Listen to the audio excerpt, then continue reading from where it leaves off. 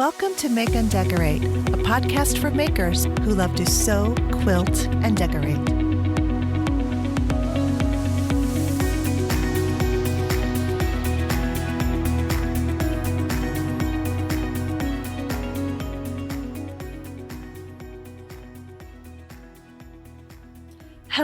Hello, and welcome to the Make and Decorate podcast. I'm Stephanie, and this is Season 3, Episode 68, originally published on April 15, 2021. And if you're in the United States, that is Text Day. However, this year we have an extension again, so that won't be until May. Well, mid-April. Can't believe it's mid-April already. It just feels like it's flying by. And even though we're still kind of in the midst of this pandemic, I think that things are slowly returning back to normal. People are getting vaccinated, and it's just been it's been a strange year, of course, but now that spring is starting to set in, and we're just, I think everyone probably has some cabin fever and wants to get out in the nice weather and do whatever, that they love to do, whether it's gardening, sports, whatever. So it's nice to see that the weather is going to start to change. However, we have more wacky weather here again. So last week, we had very unseasonable temperatures in the 80s, and it was so hot. We went from 40, 50 to 80. That's like a 40-degree difference, and it's just too much for me too fast. I know, I am weird. I already know that I'm weird, but I just am not a hot weather person. I like the moderate weathers. And then by the time we get into August, I have grown used to the warmer weather, and the warm summer breezes feel very, very nice, and then I enjoy it. But in March and April, I really enjoy my normal average temps of like 50s and 60s. I like to go through that transition. But you know what? Here we are. I got what I asked for, because this week we are back into the 50s, and it may get up into the low 60s. In fact, today I think it did, but and then we're getting some rain, and I know a lot of people are just like, oh, grumbling and stuff like that, but I'm like, yay! And we need the rain. We haven't had enough rain. And so just a little bit of rain, not monsoonous rain, but this is really nice spring rain that we're getting. So yeah, it's all good. It is all good. And my daffodils are at their peak. They are in full bloom. They are gorgeous and beautiful. And right behind them, because I have those planted in front of the tulips, the tulip bulbs are right there, and they're getting ready. They're getting ready to bloom, and I can't wait for all this wash of color. But it's still super early spring, so that's the only thing that's blooming around here in the Chicago area, other than the trees. I love when the trees go into bloom. This part of spring is like my favorite. I love when the trees get these super bright chartreusey green starts to the leaves, and I've been seeing that. Magnolia trees have bloomed. They're gorgeous. Forsythia bushes are in full bloom. The trees and everything around here are just so pretty. It's just gorgeous. You wish that they could stay blooming for longer than they really are. I mean, they bloom so quickly, and then the leaves come out. So I would just like them to bloom for at least a month straight. Wouldn't that be lovely? Wouldn't that be so nice? but I will take it. I will take the beauty, the fleeting beauty that is the spring tree blooms. So, also, last week I got my first dose of the vaccine. Yay! I went. It was in the city, and when I went, it was actually a really beautiful day. Blue sky and sun, and it was in the parking lot of the United Center. That is where the Chicago Bulls play basketball and the Chicago Blackhawks play hockey. And we also have seen many concerts there. So it is on the west side of the city, and directly straight east of there is the Chicago skyline, and you can see the Sears Tower like plain as day, and then some more of the skyline. And it was just so beautiful. I was taking pictures. And I know the Sears Tower is called the Willis Tower, but I am old enough to call it the Sears Tower forever, because that's what it was my entire life growing up. Okay. So yeah, it was a drive-through. It was very organized, and the National Guard were administering the shots. And when you got into the parking lot, I mean, I have never seen so many orange cones before, but it was highly organized. And then there was a security guy on a platform, like a security type high risen platform with a megaphone, and he kept yelling on his megaphone every time someone tried to like step out of their car, because you're in a line and you're waiting in your car to go through. And I cannot tell you how many people are trying to get out of their cars, because he kept like saying, "Get back in your car. Do not get out of your car." Yeah, it was just it was interesting. So we got through. It really wasn't that long of a wait, and I did have an appointment. They also had at this place a walk-up where anybody can just walk up with no appointment, but I can't imagine what the wait time would be there. And that was actually kind of a chilly day, even though it was beautifully sunny. So yeah, so we get to the drive-through tent where they're administering the shots, and it's set up. There's like 5 lanes, and in between each lane, they're back to back administering the shots, but they're working very swiftly. So the guy dropped my first shot on the ground, and he was funny. He was like, "Oh, that was awkward," but he got me a new shot, and it was fine, and it was very smooth, and off we were. We were driving out of the tent, and then there was another line with all the orange cones to get out of the parking lot. Yeah, it was really good. And then as soon as we exited the parking lot, I got a text message saying, "Here is your second appointment." So it was exactly 3 weeks from the day at the same time. It was really great. So yeah, I didn't have too bad of reactions. It was really similar to flu shot, like I said before. The arm got really sore, was super tired, and some headaches. So we'll see how the next one goes. But I'm glad that I don't know, it's so weird. It's like such a relief once you get that first shot. It's like this weight lifted off of my shoulders. It's just, I got to speak for myself and my experience with that.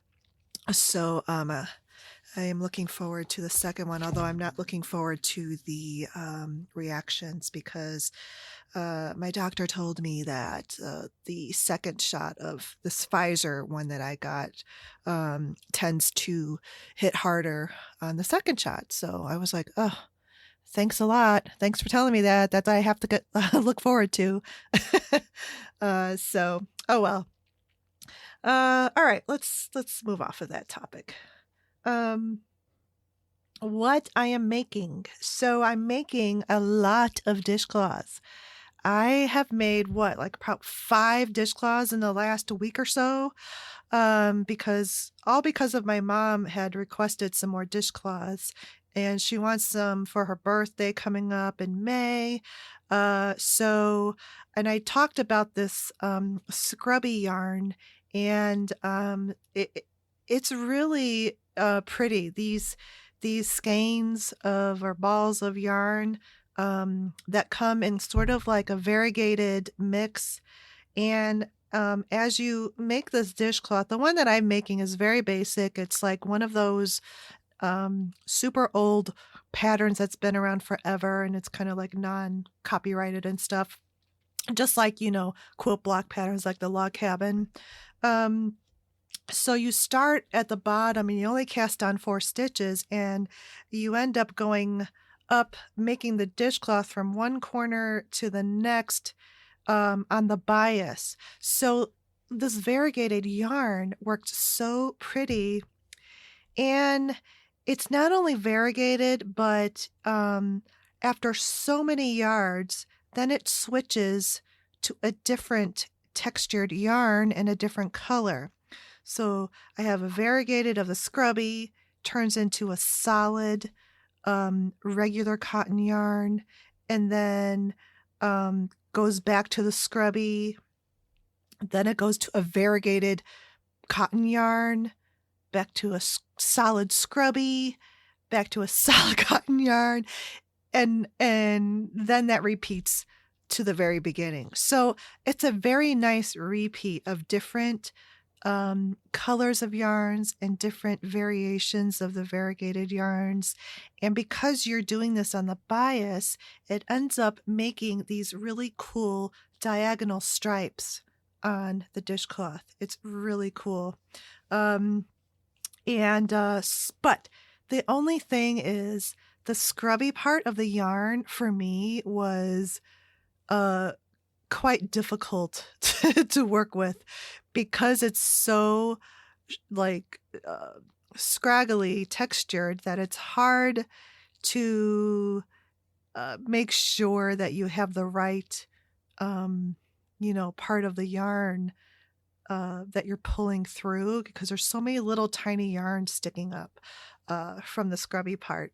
But after a while, I got the hang of it. It just is definitely more challenging to work with than just the plain cotton textured thread. Is much more smooth, and so you can see exactly what you're doing, because your needle kind of gets lost in this mass of fluffy yarn. So I've made a bunch of those, but then after like 5 more of these, I was like, I want to do a different design. So last night I downloaded another free pattern, and this time it's not on the bias. You cast on 33 stitches, and I think you're going from bottom to top. So I'm going to try that out, because I wanted to switch the design, because this one has a border, and what separates the border and the rest of it is just holes, like a little trim. It's like, I don't know, eyelet or whatever. But the one that I downloaded has a border that's a different stitch than the main a part of the dishcloth, and it looks pretty. And I think it's still kind of like a basic pattern, because I am still a novice when it comes to knitting, but I find it really very fun, very soothing, and I can do it while I watch TV. What else I'm working on is, I got the baby quilt quilted last weekend, and well, it's almost done. I have like literally 1.5 sides of the outermost border to finish. It's like very little bit. And I was trying so hard to get that done the day I quilted this. Because it's a baby quilt, I pretty much quilted almost the whole thing in a day. And I just couldn't get that last part done, because I I had been quilting for so many hours. And when you get to that point where you're starting to get tired, and then you see how close you are to being done, and you just want to get it done. So then you start rushing, and then that last outer border, I'm doing stitch in the ditch on those diagonal half square triangles. And so I was starting to veer from the ditch. And that happened a few times. Well, several times. And I was just like, if I can just power through this and get it done. But then I just realized, and I'm like, you know what?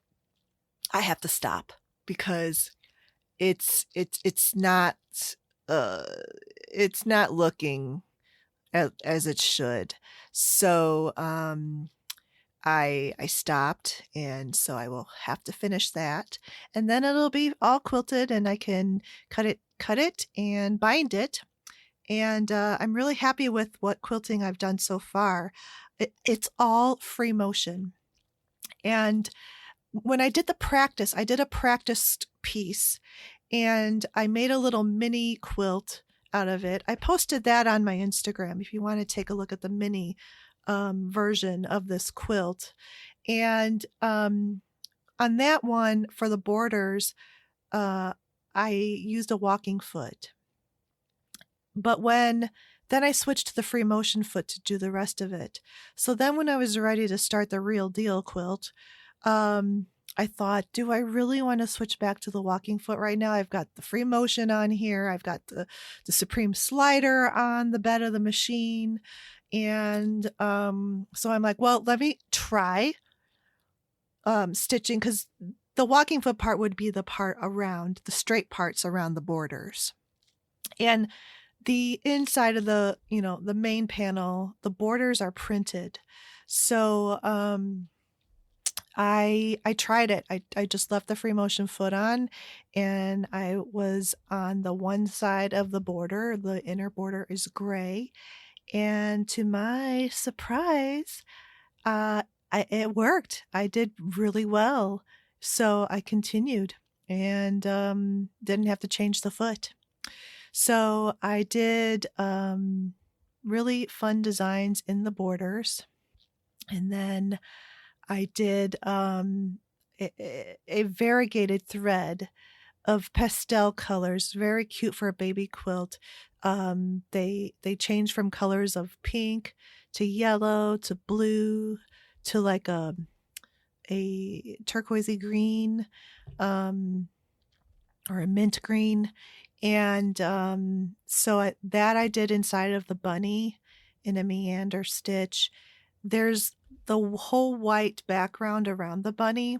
And so I switched my thread to white so that it would, because if I were to do that with the variegated thread, then it would all blend and you would barely see a differentiation from the bunny to the background.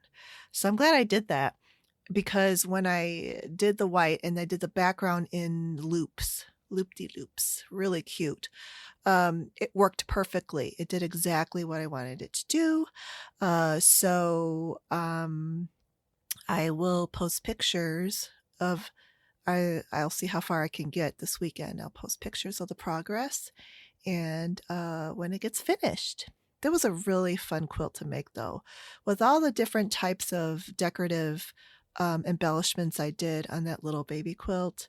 And I think because it was a small baby quilt, it was fun because it didn't take forever because it was small and there's, not like tons and tons of detail like as you would have on a bigger quilt. So yeah. So I'm working on getting that done.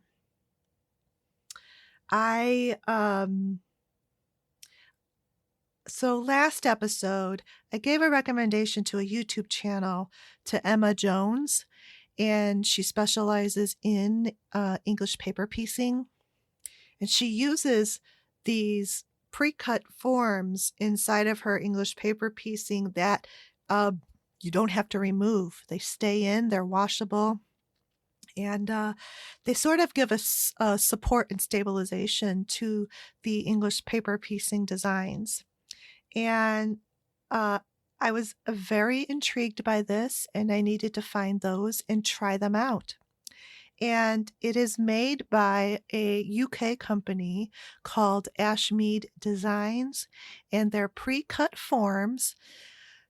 And um, they are like um, a double-sided stabilizer. That's the way I would describe them. So on the one side, it's a non-woven stabilizer, and on the back side, it's a woven, which reminds me of the Pellon SF101. And if you make bags, that's a common stabilizer that you use on the back of your cotton fabrics, the SF101 woven stabilizer.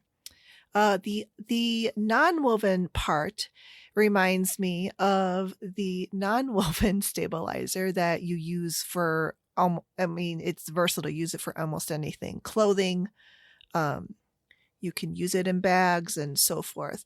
But it's like, they kind of like smashed them together as a dual-sided type of a thing.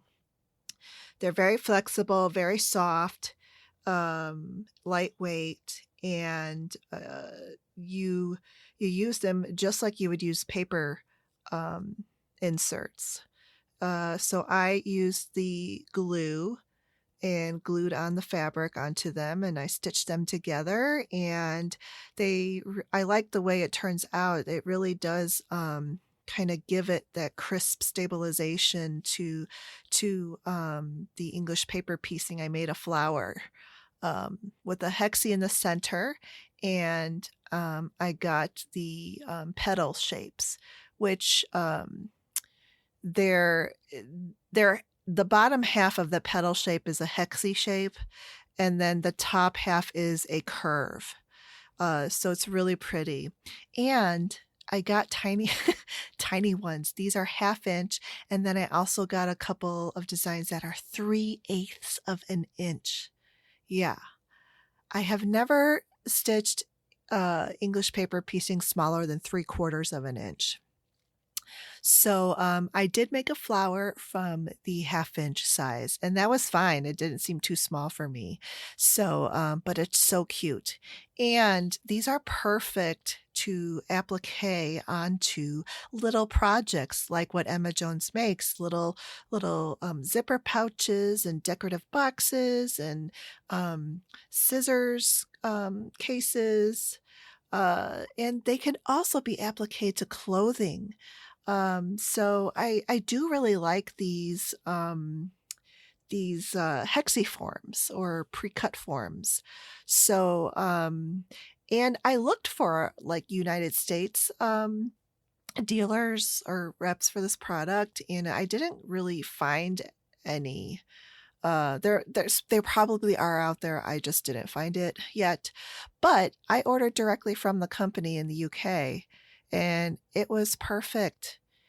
You order online, and they shipped it out so quickly. They have lots of good information in it, which they send to you. They also sell full sheets. So if you wanted to die cut your own with your die cutter or your electronic cutter, you could do that. And I bought these myself. I'm not sponsored by them. I don't get anything, but I really, really do like them, and you could give it a try. Sewing them, appliquing them onto a quilt, you could definitely do that, but they are a little bit more stiff, and I don't know, could add some weight to a quilt top if you didn't like that, but definitely you certainly could applique them on quilts too, or pillows. They would be perfect for pillows. All right, so I got those, and I'm playing around with that. And the last thing I'll talk about is my silhouette. So I did get the foil quill pens by We Are Memory Keepers. And I got them like for a huge discount. And so that's why I kind of pounced on it. I got the 3 pen set where there's fine tip, a regular tip, and a broad tip. And they are corded and they have a USB that you can plug them to a USB.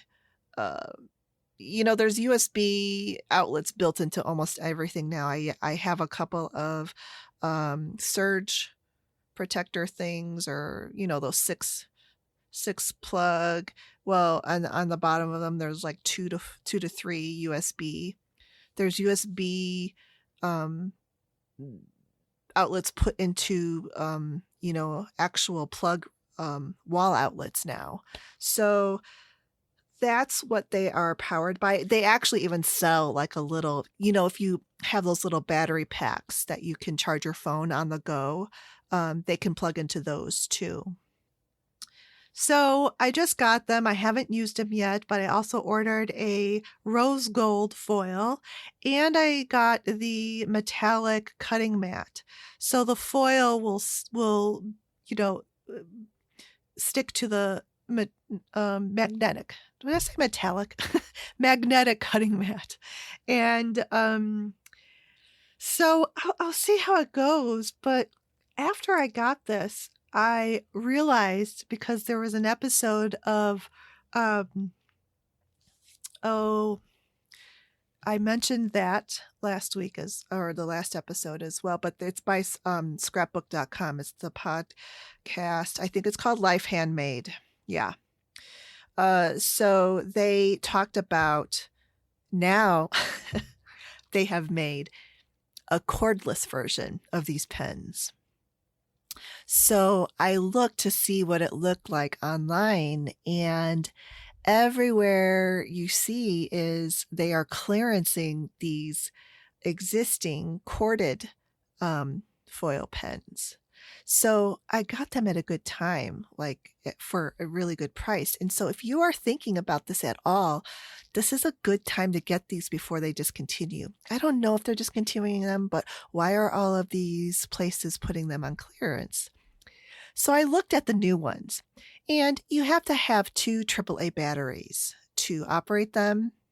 The other thing is they are not designed to work in electronic cutting machines, which is a major drawback from the ones that are corded. Those can be used in a Cricut and a Silhouette machine. And so even in a Brother Scan and Cut too. So I'm not sure. I just don't, I don't think they should discontinue the ones that will work in electronic cutting machines.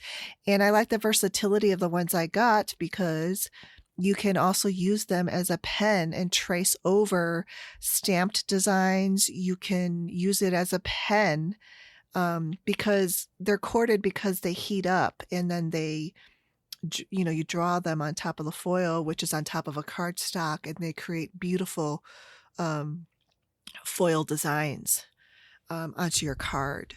So yeah, that's I'm kind of playing around with that, and I thought I would just give you some information, because these new cordless ones are out there. They're in stores. They're brand new. And they're designed very differently. They're a little taller and narrower and are made like a pen to be used only by hand. And they come with the tips now are detachable. So instead of a separate pen for each size, like the one I just got, they have a fine tip and a regular tip interchangeable with the one pen. So actually, if you've gotten this cordless one already, you can let me know how it's working for you and how you like it. And if you have the one that I just got with the cords, that with the USB at the ends, and you've used those, let me know how you like those as well. You can email me info@makeanddecorate.com. You can reach me on Instagram. So yeah, let me know. Okay, so Today is the premiere of my very first video podcast, and my guest is Andra Walker. So when I was editing this, I realized that I could not detach the audio and save it as an audio file. And this is really just tech talk that I don't need to go into detail about, but that's basically what happened. I'm sure there is a way that I could have found out on how to do this, but I just thought, you know what? I'm going to leave the video podcast a video podcast, and that is on my YouTube channel, Stephanie Socha, Socha, and Stephanie with a PH. So go to my YouTube channel. I will put a link in the show notes. And there will be a full hour-long video podcast with me and Andra Walker. We recorded this in January, early January, before she started her YouTube channel. So we talk about that, where she's thinking of doing it. And she did it. She's had several videos out already. So, yeah, it's really cool. So don't forget to also check out Andra's YouTube channel as well at Andra Makes. But be sure to check out my video podcast. And on my YouTube channel, you can put comments right there, right below the video. So I welcome all of your comments. I'd like to know what you think, and if you liked it, and so forth. So, yeah, check it out, and I hope you enjoy it. I did this audio part of the podcast just as audio. So, and maybe you only want to hear the audio and you don't want to see the video. I don't know. People have preferences, so I understand that. But for those of you who want to see the video one, go to my YouTube channel, Stephanie Socha. So I thank Andra so much for willing to be my very first guest on a video podcast. I haven't done it before, so but surprisingly, everything worked out really beautifully. I did notice, this is just myself critique, is that I was looking down a lot, but I was looking at my notes. So I kept looking at my notes and kind of prepared myself for, carrying the conversation on. But so that's something I've got to work on, is to look directly into the camera a little bit more. I mean, I obviously have to look down sometimes, and I would have to write down notes of things that she was talking about that I want to put into the show notes. But I really like this video. I love our conversation. We have, there's a lot of us just chatting, but there also are some visual aids, I call them, where she shows the hoodie she makes, she shows other things, and we both do a little segment where we show some of our favorite notions in our sewing rooms. I also left in a part that I was thinking of, you would normally remove this. It's kind of sort of a bloopery part where I have to get up for Cooper, but it was kind of funny, so I just left it in. So, yeah, I'm really excited about that, and I am very excited for you to check it out and to see it. All right, and I want to shout out at my patrons. Thank you so much for your continued support, and a new patron has joined the group. Thank you very much, Donna, for your support, and welcome. And anyone who wants an extra episode every month, check out my Patreon page at patreon.com/make-and-decorate. All right, so that will be the end of this audio podcast. I hope that you enjoy the weekend ahead and that you have a lot of creative things that you will work on and want to do. And I will I'll talk to you next time. All right. Take care, everybody. Bye-bye. If you would like a bonus episode every month, become a patron and support the Make and Decorate podcast show at my Patreon page, Make and Decorate. The Make and Decorate podcast is produced and edited by Stephanie Socha.